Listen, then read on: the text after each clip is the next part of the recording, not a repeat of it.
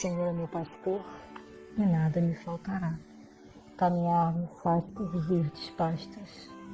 Guia-me mansamente em águas tranquilas, refrigera minha alma. Guia-me pelas veredas da justiça, por amor ao seu nome. Ainda que eu caminhasse pelo vale da sombra da morte, eu não temeria mal algum, porque tu estás comigo. A tua vara e teu cajado me consolam. Preparas uma mesa perante mim, na presença dos meus inimigos. Unge a minha cabeça com óleo e o meu cálice transborda. Certamente que a bondade e a misericórdia me seguirão todos os dias da minha vida, e eu habitarei a casa do Senhor por longos dias. O Senhor é o meu pastor, e nada me faltará. Oração nossa. Senhor, ensina-nos a orar sem esquecer o trabalho, a dar sem olhar a quem, a servir sem perguntar até quando, a sofrer sem magoar seja quem for, a progredir sem perder a simplicidade, a semear o bem sem pensar nos resultados, a desculpar sem condições, a marchar para frente sem contar os obstáculos, a ver sem malícia, a escutar sem corromper os assuntos, a falar sem ferir, a compreender o próximo sem exigir entendimento, a respeitar os sentimentos sem reclamar consideração, a dar o melhor de nós, além da execução do próprio dever, sem cobrar taxas de reconhecimento. Senhor, fortalece em nós a paciência para com as dificuldades dos outros, assim como precisamos da paciência dos outros para com as nossas próprias dificuldades. Ajuda-nos para que a ninguém façamos aquilo que não desejamos para nós. Auxilia-nos, sobretudo, a reconhecer que a nossa felicidade mais alta será invariavelmente aquela de cumprir seus desígnios, onde e como queiras, hoje, agora e sempre. Pai nosso que está no céu, santificado seja o vosso nome, venha a nós o vosso reino, seja feita a vossa vontade, assim na terra como no céu. O pão nosso de cada dia nos dai hoje. Perdoai as nossas ofensas, assim como perdoamos a todos que nos têm ofendido. Não nos deixeis cair em tentação, mas nos livrai do mal. Ave Maria, cheia de graça, o Senhor é convosco. Bendita sois vós entre as mulheres, bendito é o fruto do vosso ventre, Jesus. Santa Maria, Mãe de Jesus, rogai a Deus por nós pecadores, agora e na hora de nossa morte. Pai amado, mais uma vez estamos reunidos em seu nome. Queremos elevar nossos pensamentos, elevar nossas vibrações, dando início ao Evangelho virtual.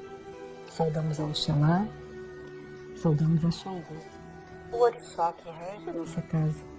Saudamos ao nosso guia-mestre, nosso Pai Tupinambá, rogando que nos proteja e nos oriente sempre.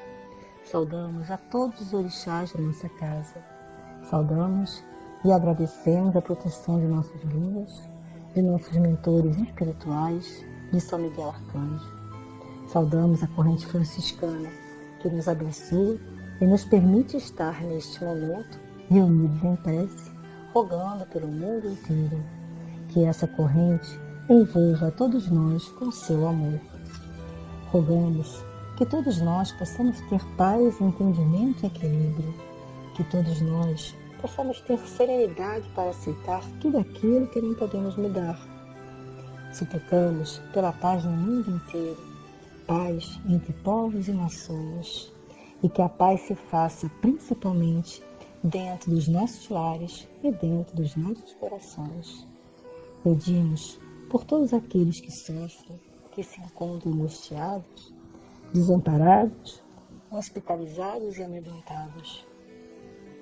Pedimos por todos os idosos, por todas as crianças do mundo, que todas as crianças possam crescer longe do abandono e longe da violência. Pedimos por todos, encarnados e desencarnados, cujos nomes estão em nossos pensamentos. Por fim, pedimos por toda a humanidade que o amor vença sempre. Assim seja. Da sabedoria do Evangelho de Torres Pastorino, a parábola do semeador. Mateus, capítulo 13, versículos de 1 a 9. Naquele dia, saindo Jesus de casa, sentou-se junto ao mar. E chegaram-se a ele grandes multidões, de modo que entrou num barco e sentou-se. E o povo todo ficou de pé na praia. E muitas coisas lhes falou em parábolas, dizendo: o semeador saiu a semear. E quando semeava, parte da semente caiu à beira do caminho, e vieram as aves e a comeram. Outra parte caiu em lugares pedregosos, onde não havia muita terra, e logo nasceu, porque a terra não era profunda. E tendo saído o sol, queimou-se, e como não tinha raiz, secou. Outra caiu entre os espinhos, e os espinhos cresceram e a sufocaram. E caiu outra na boa terra, havendo grãos que rendiam 100, outros 60, outros 30 por um. Quem tem ouvidos, ouça.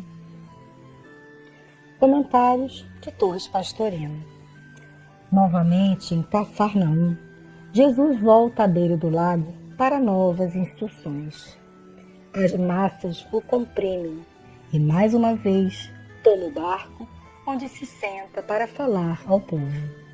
Sendo grande a multidão e variada em sua capacidade de entendimento, Jesus fala por meio de parábolas, porque as parábolas, que são baseadas em fatos e situações corriqueiras, colhidos da vida diária, facilitam e favorecem o entendimento. Conta então o exemplo do semeador que espalha sementes pelo campo. Este dividido em 4 partes, as 3 que não dão resultados e a 4ª produzindo muito fruto. E no final diz: quem tem ouvidos, ouça, no sentido de quem é capaz que entenda. Realmente, é através dos ouvidos que se capta a lição, que vai fixar-se no coração, onde será meditada e assimilada. Jesus começa a explicar a finalidade principal de sua descida à terra: ensinar aos homens a unificação com o Pai que habita em nós. O Pai que está nos céus, que constitui o reino dos céus e que está dentro de nós. Mas a humanidade não estava e não está preparada para um passo à frente tão grande. Jesus adverte que não adianta forçar, pois os homens que não superaram ainda as sensações, as emoções e o intelecto não podem perceber com o coração e, portanto, não podem conseguir a libertação. Eles amam a prisão da carne com suas ilusões. Por isso, o ensino precisa ser gradativo para ser eficiente e não causar traumas, já que a evolução não dá saltos. Daí a divisão da humanidade em 4 categorias.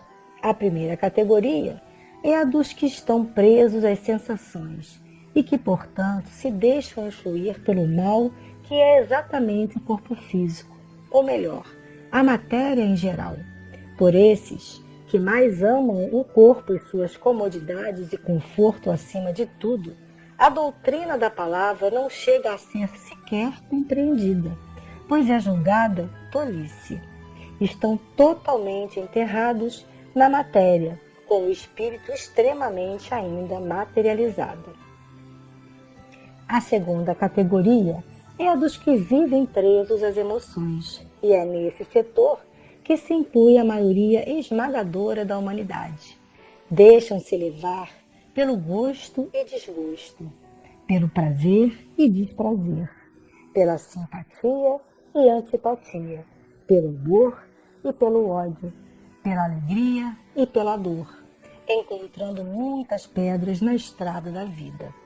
Esses recebem a palavra com alegria, Mas quando sofrem os embates da própria vida, os sofrimentos e as ingratidões, ou seja, quando tropeçam nas pedras, se escandalizam e desistem, retrocedem amedrontados, porque julgam que, uma vez na estrada certa, o sofrimento e as pedras do caminho deveriam ser retirados para que sua jornada fosse de rosas. Acham-se com direito a certos privilégios. A raiz deles é pequena e frágil. Qualquer contrariedade maior é considerada falta de consideração divina e é motivo suficiente para afastá-los do espiritualismo. A terceira categoria é a daqueles que já se encontram com o intelecto mais desenvolvido e, portanto, apresentam certo domínio sobre as emoções, embora estas ainda tenham bastante influência nas suas decisões. Ocorre, então, que vivem entre espinheiros que são constituídos pelos cuidados e preocupações com a vida material, pela ilusão das riquezas, pela cobiça de tantas outras coisas transitórias, que são verdadeiras ilusões. Esses ouvem e até gostam da palavra, chegam mesmo a compreender a doutrina e a importância da unificação com o Pai, mas não podem fazê-las frutificar, porque estão muito ocupados com suas atividades terrenas. A frase mais comum desse grupo de pessoas é: não tenho tempo. E tudo que ouvem e aprendem fica infrutífero. A quarta categoria é a daqueles que já se iniciaram na senda, ouvem a palavra, aceitam a palavra e querem viver a palavra. Para isso, buscam perceber a presença e a ação de sua individualidade. Sabem distinguir entre a realidade do espírito e a ilusão da matéria. Compreendem a necessidade de dedicar algum tempo de sua vida às orações e às meditações. E quanto mais se aprofundam no espiritualismo, mais se aproximam dos mistérios e dos segredos do reino dos céus. E a evolução continua, até que seja alcançada a libertação plena. Esse trecho do Evangelho de Mateus conta a parábola do semeador.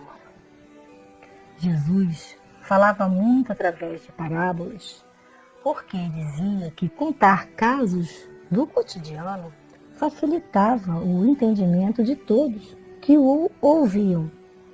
Era uma multidão muito diversificada e o objetivo era atingir o maior número possível de pessoas. Além de ser um número muito grande de pessoas, também havia muita diferença entre elas no que se refere ao estágio evolutivo para o entendimento da palavra de Deus. Por isso, o capítulo do Evangelho termina com a seguinte frase: quem tiver ouvidos, que ouça. Primeiro, porque a única maneira de conhecer a palavra de Deus era através dos ouvidos. Não existia leitura do Evangelho naquela época. E também no sentido de quem puder entender, que entenda. Porque são muitas as etapas de evolução de cada espírito. Daí a compreensão de forma gradativa pela humanidade. Dependendo da sua evolução, o seu entendimento seria um ou outro, de acordo com a proporção da evolução de cada ser humano. Então, nessa parábola, o semeador sai a semear as sementes, que são lançadas em 4 tipos diferentes de terrenos. Primeiro, à beira do caminho. As sementes não germinam, não existe terra, e as sementes estragam ou são comidas pelos pássaros e outros animais. O segundo, terreno com muitas pedras. As sementes germinam, mas a camada de terra é delgada, rasa. Daí as raízes são pequenas e fracas e tombam com qualquer pedra que cai ou qualquer vento que bata. Terceiro, terreno de espinhos. As sementes germinam, crescem, mas são sufocadas pelos espíritos que crescem juntos e acabam morrendo. E o quarto é o terreno fértil. As sementes crescem, se multiplicam e, dependendo do cultivo, frutificam um mais que os outros. Como toda parábola, como toda palavra do Evangelho, devemos trazer para a nossa realidade. Comparando com o crescimento espiritual, como é que a gente vai entender essa parábola? O que são as sementes? As sementes são a palavra de Deus. E os terrenos somos nós, a humanidade e seus diversos degraus de crescimento espiritual. O Cristo que habita dentro de cada um de nós. O grupo de pessoas comparadas ao terreno à beira do caminho é aquele que não compreende a palavra, não acredita, não se interessa, acha tolice, acha besteira, acha perda de tempo, não liga e não se envolve espiritualmente. Vivem e valorizam exclusivamente o mundo material. São aqueles que o verbo é ter e não ser. O grupo de pessoas que se encaixam no terreno de pedras e que, segundo Torres Pastorino, é onde se encontra a maior parte da humanidade, é aquele que ouve a palavra de Deus, mas ainda não tem preparo espiritual. A raiz é frágil e pequena e não conseguem superar as dores, os obstáculos, as dificuldades, que são as pedras, o vento, o sol forte. Tropeçam nas pedras do caminho e não conseguem seguir adiante, se desesperando por qualquer coisa. O grupo de pessoas do terreno com espinhos são aquelas que ouvem e gostam do ensino, mas colocam esse ensino em segundo ou terceiro plano. O trabalho de crescimento espiritual não tem o valor devido. Acima de tudo está o crescimento material. São aqueles que utilizam a frase "não tenho tempo para questões espirituais", pois o tempo é todo empregado nas conquistas de riqueza e nas questões da vida material. Por fim, o terreno fértil, aquele onde a palavra cresce, se espalha, germina, é cuidada e regada, e a cada degrau conquistado, mais frutos produzem. São aqueles que vão aprimorando a reforma íntima, dando valor ao Cristo interno e trabalhando para o seu desenvolvimento. A semente é a mesma. O que faz a diferença somos nós, cada um de nós. O que temos dentro dos nossos corações e a nossa vontade de melhorar. Semente é somente os corações onde as palavras do Evangelho ganham raízes, têm suas vidas transformadas, atingem o crescimento espiritual e iniciam a reforma íntima tão necessária em nossa caminhada. Então, fica essa reflexão. Qual o terreno que predomina dentro de cada um de nós? Como podemos melhorar? Oração de São Francisco de Assis. Senhor, fazei um instrumento de vossa paz. Onde houver ódio, que eu leve o amor. Onde houver ofensa, que eu leve o perdão. Onde houver discórdia, que eu leve a união. Onde houver dúvida, que eu leve a fé. Onde houver erro, que eu leve a verdade. Onde houver desespero, que eu leve a esperança. Onde houver tristeza, que eu leve a alegria. Onde houver trevas, que eu leve a luz. Ó Mestre, faz com que eu procure mais consolar que ser consolado, compreender que ser compreendido, amar que ser amado, pois é dando que se recebe, é perdoando que se é perdoado e é morrendo que se nasce para a vida eterna. Fiquem em paz, fiquem com Deus.